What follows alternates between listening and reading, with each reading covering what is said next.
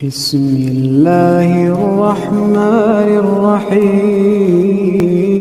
حضرات، ہمارے میز پر ایک سوال رکھا ہوا ہے کہ کسی بدعقیدہ یا گمراہ یا بد مذہب سے دین کی تعلیم حاصل کرنا، ان سے دین کا مسئلہ دریافت کرنا کیسا ہے؟ حضرات دیکھیے، دینی علوم صرف ایسے لوگوں سے حاصل کیا جا سکتا ہے جو صحیح عقائد رکھنے والے ہوں۔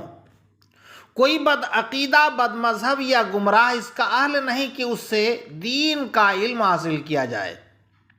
لہٰذا بد مذہبوں سے دینی تعلیم حاصل کرنا یا تعلیم دلوانا ناجائز و حرام ہے۔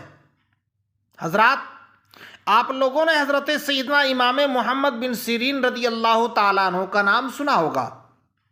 حضرت سیدنا امام محمد بن سیرین رضی اللہ تعالیٰ عنہ، ان کی کنیت ابو بکر ہے۔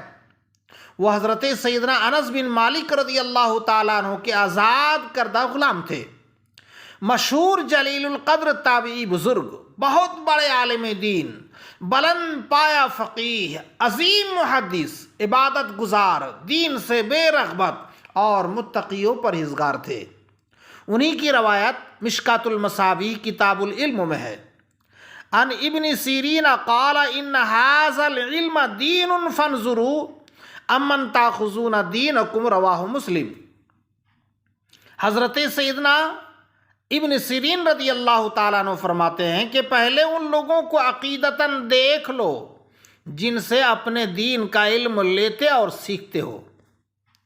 حضرات، اس کی پہلی وجہ یہ ہے کہ استاد کا عقیدہ خراب ہوگا تو شاگرد کے عقائد خراب ہونے کا اندیشہ ہے۔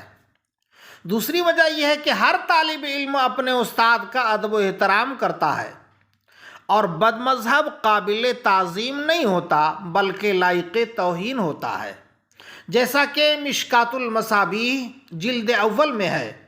ان ابراہیم بن میسرۃ قال قال رسول اللہ صلی اللہ تعالیٰ علیہ وسلم من وقر صاحب بدعت فقد اعان علی ہدم الاسلام، رواہ البیہقی فی شعب الایمان مرسلا۔ حضرت ابراہیم بن میسر رضی اللہ تعالیٰ عنہ بیان کرتے ہیں، رسول اللہ صلی اللہ تعالیٰ علیہ وسلم نے فرمایا، جس شخص نے کسی بدعتی یعنی بد مذہب کی تعظیم و مدد کی، اس نے اسلام کو گرانے میں مدد کی۔ اللہ اکبر۔ اس کے متعلق اعلیٰ حضرت امام احمد رضا خان محدث بریلوی علیہ رحمت و رضوان فتاوی رضویہ جلد 3 میں تحریر فرماتے ہیں کہ کسی بھی بے دین سے علم دین سیکھنا، ان کو اپنا استاد بنانا ہرگز جائز نہیں۔ اسی طرح سے ان سے دینی مسائل پوچھنا بھی ناجائز و حرام ہے۔